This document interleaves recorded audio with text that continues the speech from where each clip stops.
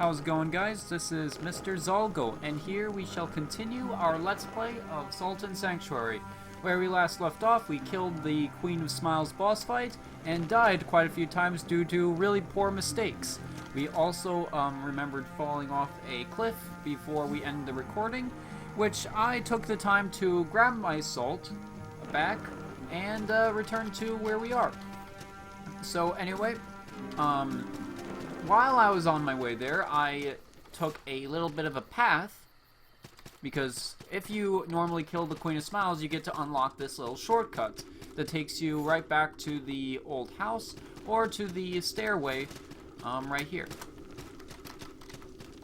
If we head down the stairs, we would gain access to another different part of the game that we cannot access.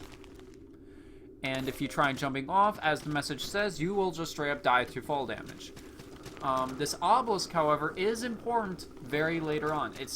In this game, it's sort of like a Metroidvania where we gotta hunt for certain mobility items that can unlock different parts of the game. So there's still gonna be quite a lot of exploring to do even after we've completed an area. So if we go into this part of the game, heading down some steps, using a torch to light our path, we can access this specific NPC. Oi, Travier? Travier? Well met. Call me Fern. I've been hiding out here for some time. Seen any trinkets? I lost a small pouch of earth. You know, the thing is, yes, we don't have the bag of earth, but we could literally just have a bag, because we have a bunch of bags of salt, dump all that salt out, and just shovel some dirt, some bit of earth, put it on that bag, and just give it to him. That's all we should have done. But nope, our character does not do that. Because, so no. Shame. He is important. He does reward you with certain items if we were to answer a couple of his questions once we actually obtain the bag of earth. I do recall the items I want to grab, but for right now, we will have to ignore him. So we're going to take this war horn and a bundle of salt. The war horn, if I recall correctly, can be used to rapidly gain stamina. It's like a stamina Estus flask. So if we open this gate, we gain access to another part of the next area we're going to enter, the Watching Woods. But we're not going to go there yet, and there is a bit of a good reason for it, because we want to unlock certain parts of the game, and certain items specifically. So one of the first things we're going to do is open this gate, obtain the Hamaker. This is a weapon I actually want to use, because it's honestly pretty freaking good. It's a pretty dope-ass item. The scythes in this game are pretty nifty. They're fairly balanced in every way. The thing with them, though, is that they seem to be fairly slow, so we gotta be ready for that stuff. It's also a bit of a dex weapon, so we can actually utilize this weapon just fine. And because we're wearing light armor, we still got fast rolling in here. So in front of us, we see what is essentially an ogre. These guys, they look intimidating, and they hit like a truck, but they're not that hard. They only have 3 attacks, a charge move, a slam move, and a poison gas attack. But all of it is totally manageable. I could take this guy out. And because we're using a slashing weapon, he's rather weak to this weapon in general.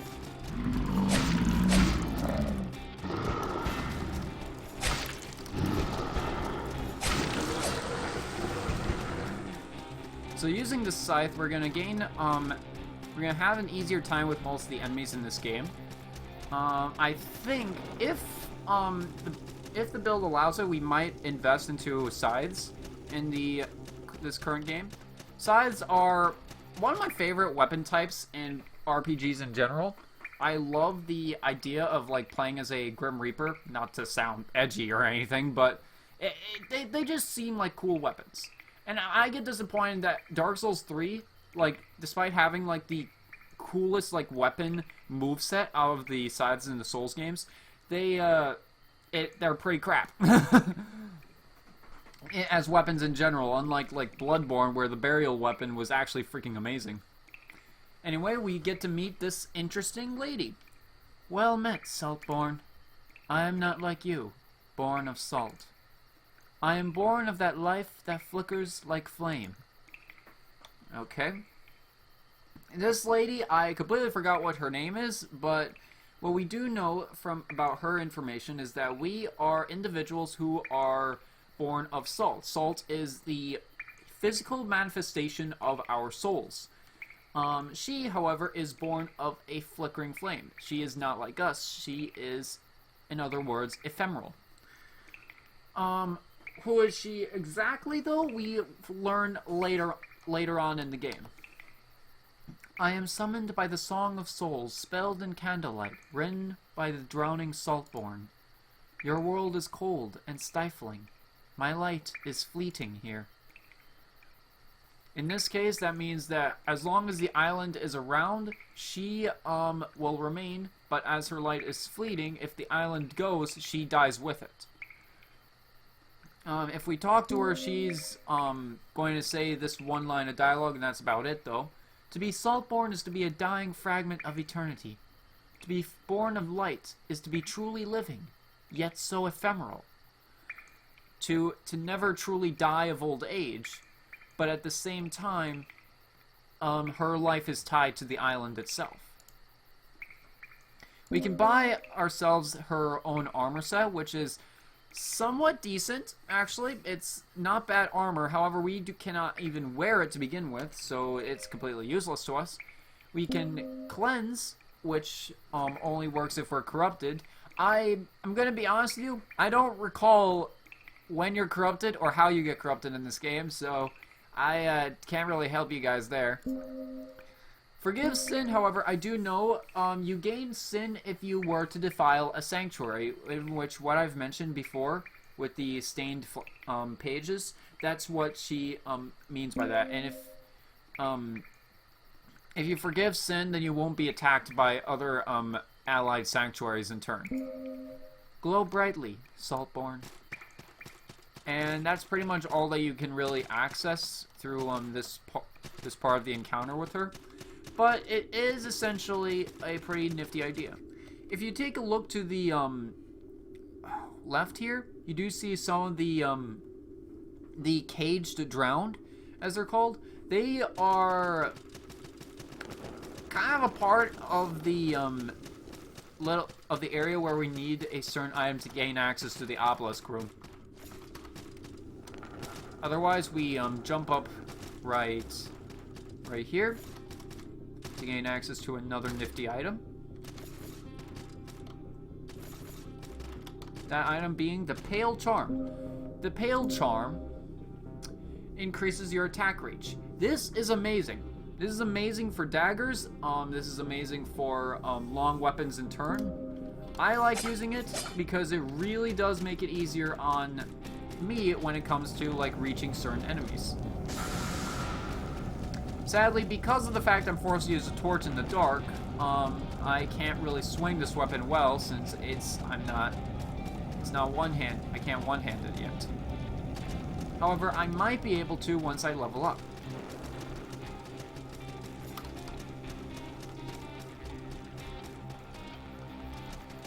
So we're gonna make some level ups and actually upgrade this weapon some more. Because I think we're gonna stick with this one for now. Plus, locks of hair are fairly easy to acquire. You can buy them for like only 500 gold, so you're not really losing much out of it.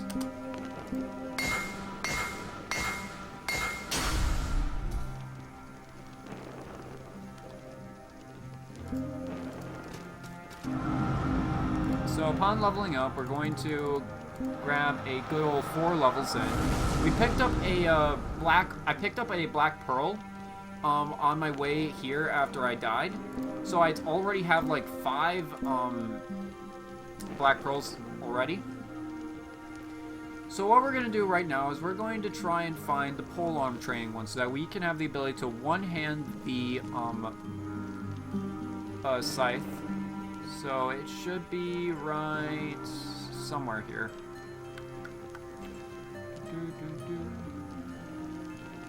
Polearm looks like his, so if we were to search around, I see a lot of whip training. Sadly, in general, whips are kind of crap in this game, so I don't really recommend using whips if you're intending to try and optimize your build. Going down this path gets you some points of magic, which would be useful if you are to want to be a mage.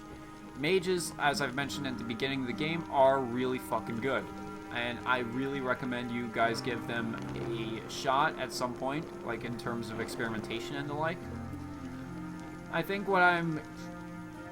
Okay, Polearm is actually... Oh, there it is. Class 3, though, so we're going to try to find Class 2, which is right here.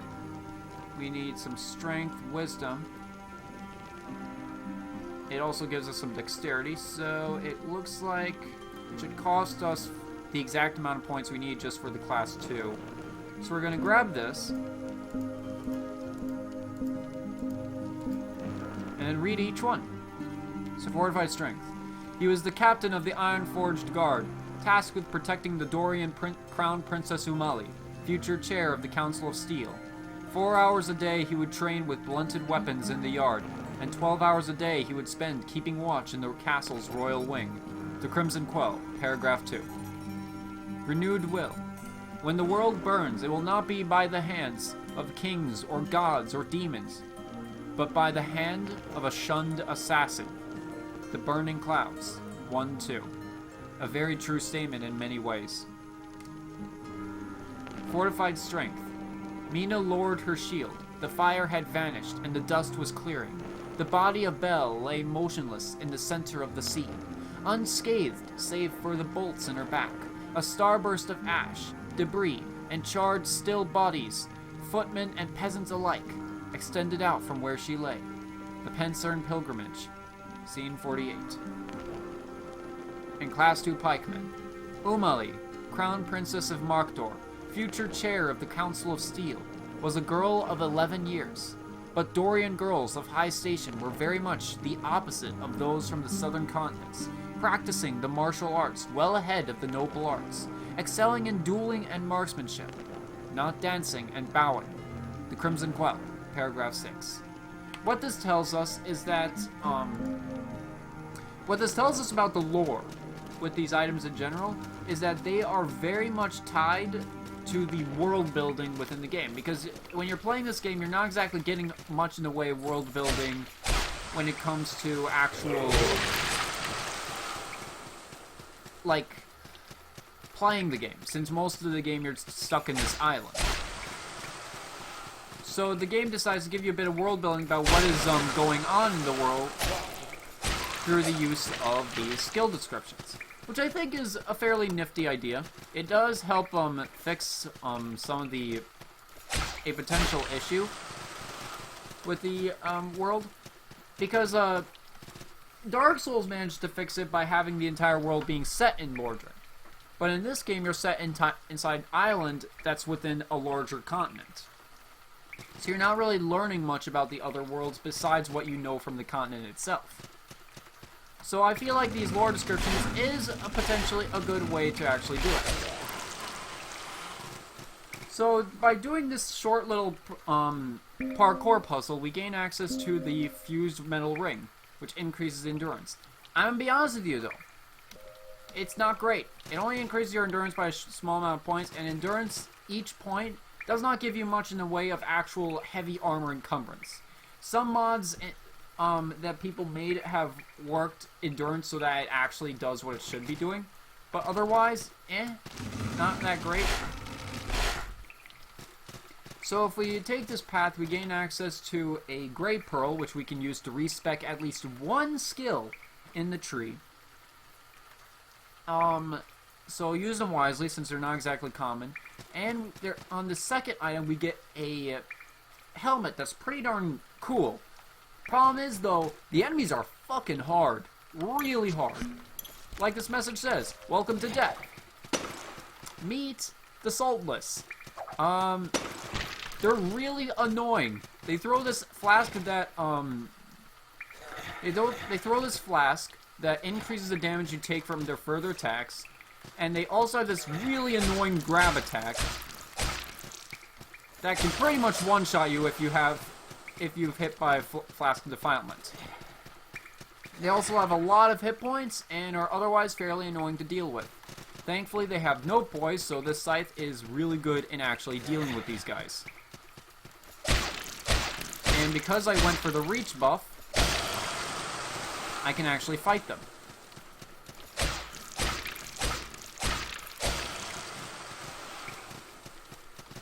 Now, this may look like I'm wrecking them all with the scythe, but bear in mind, the scythe, honestly, the best scythe weapon in this game is the Hamaker. All other scythe weapons are just mediocre in comparison. We obtain a bundle of salt and the ghastly gourd, which is a pretty nifty helmet. A carved gourd. Its flesh has been sealed into a thick arcane fabric, rendering it an effective, if curious, piece of armor.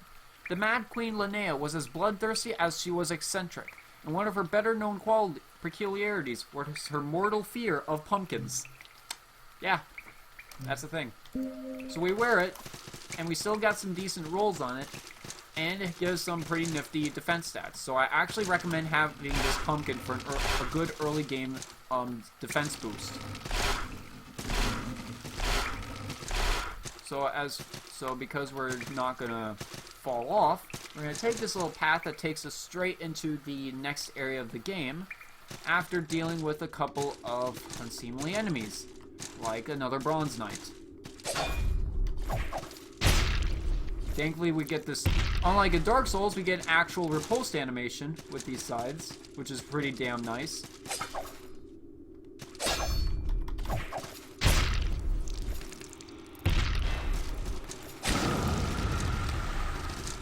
The thing with the scythe weapons in this game is that they have a separate damage type.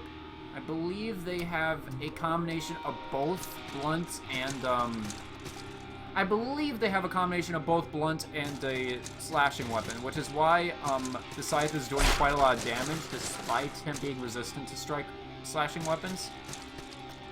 The problem with the scythes is the problem with the scythes are the slowness of them, mainly. So we're going to pick up this Stone Leader, which is very important once I have the chance to explain it.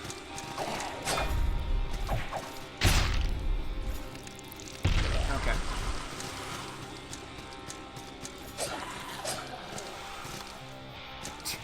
That happened. So, what the Stone Leader is, you offer it to a sanctuary and gain access to a leader. Then you turn in some of your materials you've earned from the enemies to level up your Covenant, which gives you better rewards, and the blacksmith unlocks new weaponry, which is really freaking nifty. It's really nice.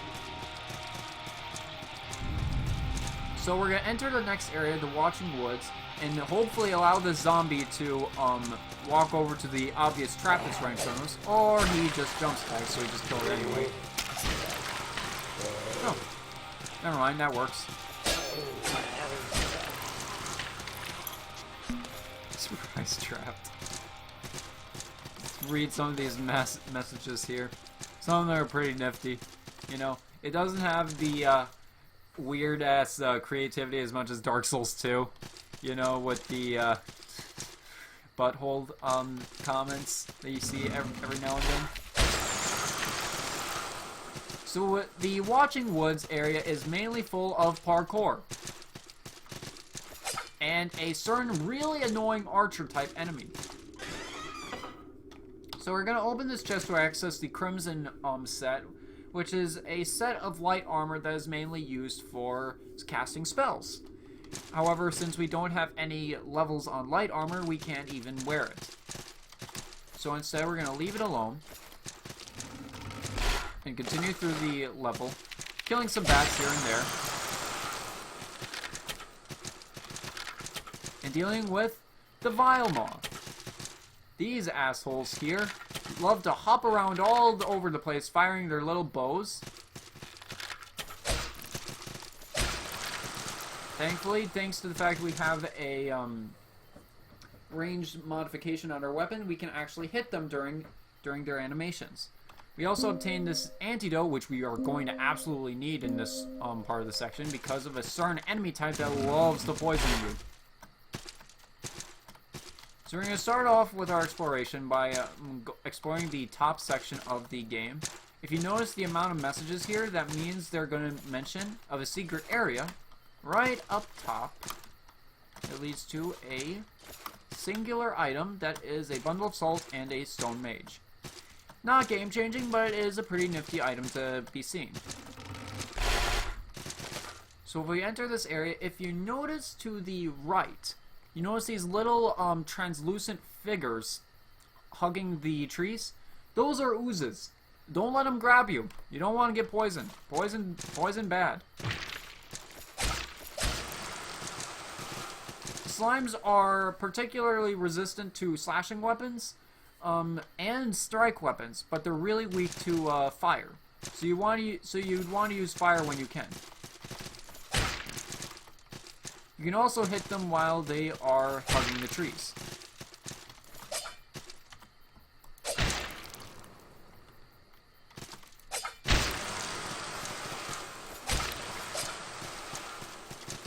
So, as I was saying, we also obtained was a bullwhip. Another weapon that we can wield because it's a class 0 weapon. So with the bullwhip, we gained a moderately fast attack speed.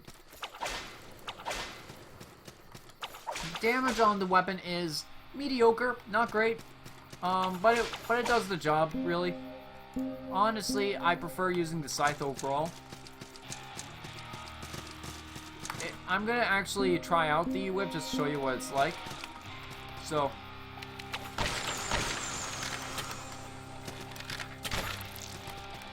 and fall because of these annoying ass Vilehawks. Yeah, this is the main problem of the whip. The main problem of the whip is the fact there's absolutely no poise damage. So you're kind of hoping to God that the enemy doesn't actually poise through your hits because it gets really annoying. So after picking up this bag of salt, we're going to continue through this path instead to pick up a soldier's poem. This is the second tier of upgrade materials that we need for the weapons. For standard weapons, bear in mind.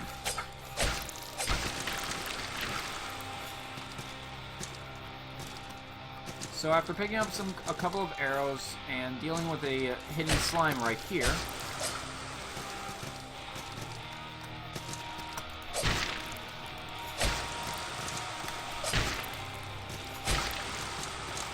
we're going to pick up another set of antidotes, take on a couple more slimes, and if we go through this entrance, we are where we met the ogre.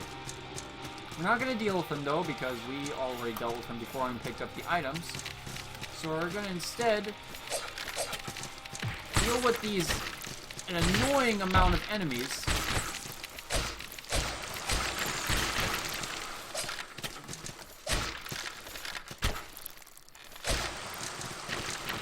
And just hopefully tank through most of it, because Jesus, we took a lot of poison. Okay, Mr. Bat. In terms of difficulty of this area, it's not big, just don't fall. I know it's easier said than done, but it's a good idea to not fall. As long as you're observed enough, you can know exactly where each of the slimes are, and thus your time here would be made significantly easier. Like, it'd be so much easier once you know where the slimes are. Exactly. So this tip that I just told you regarding where they are and how to notice them is absurdly useful. We also picked up the Mossy Charm, which increases the attack speed as well. If we take a look at the attack speed in general, it's actually pretty large. The thing is, we don't really need it, so instead we're going to give it to our one-handed part of the weapon and the Pale Charm to the two-hand. Because the two-handed one can work really well with reach, while the one-handed version has a major weakness in its slow attack speed. So if we go with the one-handed Mossy Charm, we will be able to utilize its moveset a bit better.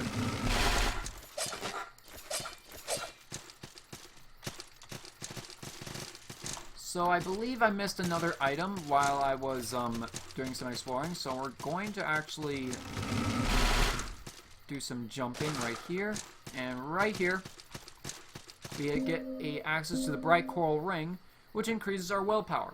Another stat line that we can't really utilize well because we're not using spells. With that in mind, we've completed some of the exploration, however. So instead we're going to walk all the way to the right-hand side to pick up a new weapon, a battle axe. The battle axe weapon we cannot use at all because we have to use a specific skill tree of axe weapons. By itself, axes are okay. That's the first time I've seen that. That's the first time I've seen that animation. Bruh, that's actually kind of hilarious. In any case, we're not going to be using axes in this build, so we're not going to be messing around with it. Sorry for those axe viewers.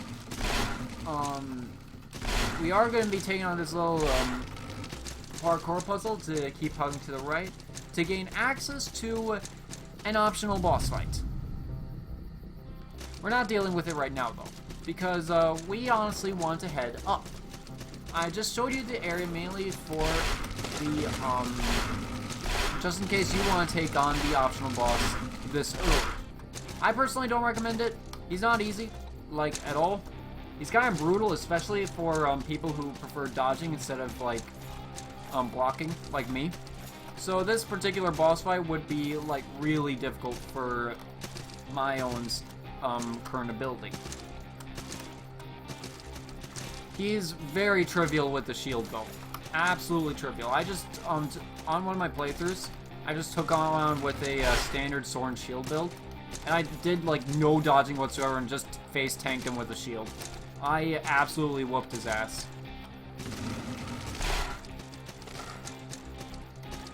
So, instead we're going to head through the usual route, which takes us to another sanctuary and the second boss in this current area. So after picking up an item which has a buckler and a stone sellsword, we're going to take on this ogre enemy right in front of us. Oh dang, that charge.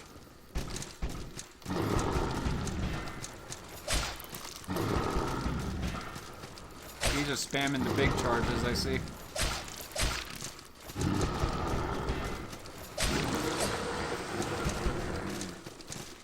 Okay, so before we actually access the sanctuary, we're going to pick up some leftover items.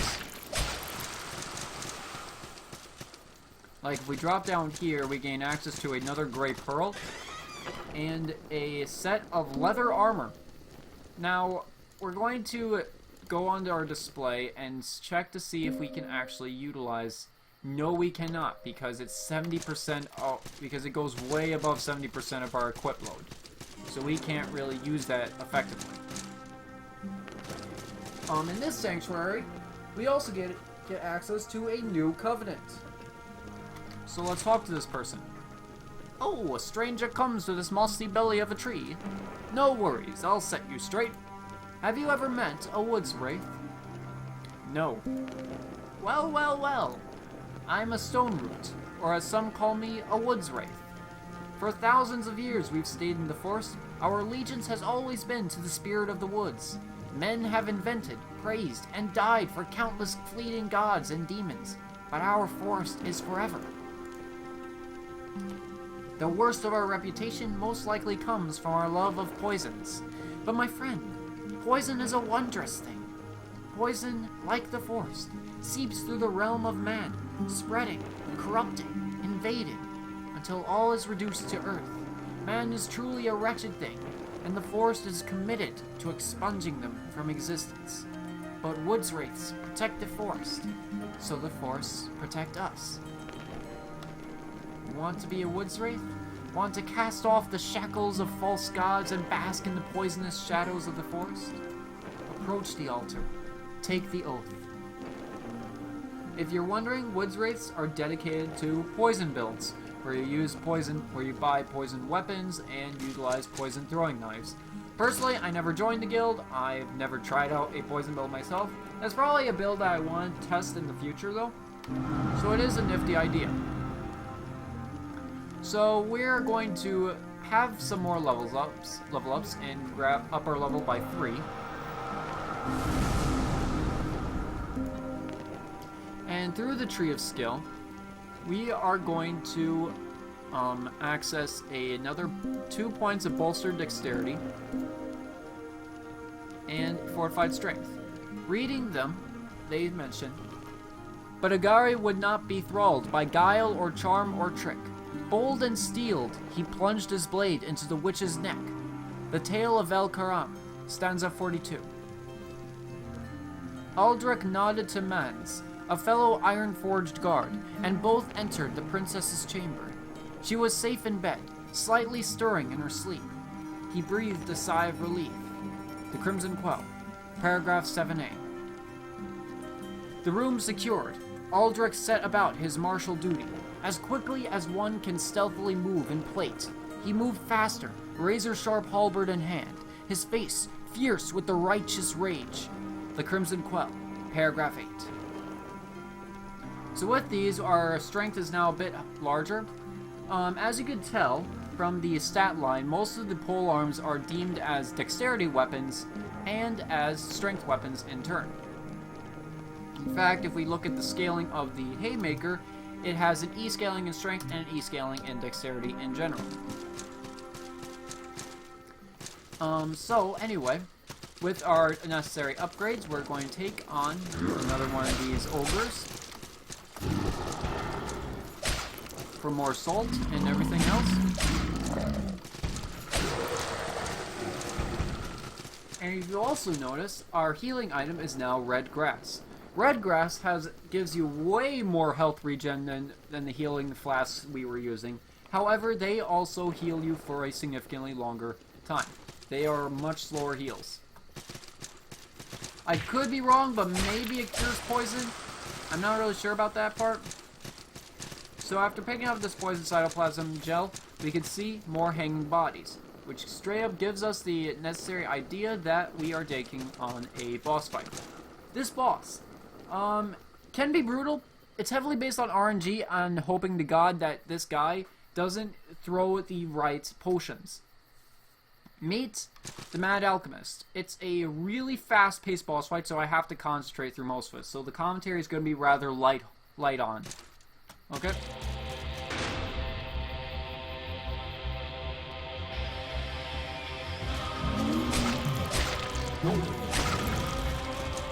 So the green potion fires out a slime. The blue potion sends out these lightning strikes. You don't want to get hit by the lightning strikes. The lightning strikes can and will kill me.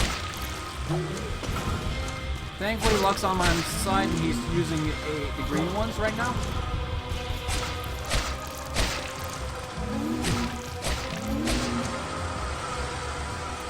Luck was completely on my side.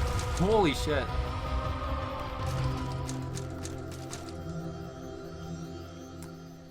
Yeah, Luck was totally on my side with that part of the fight.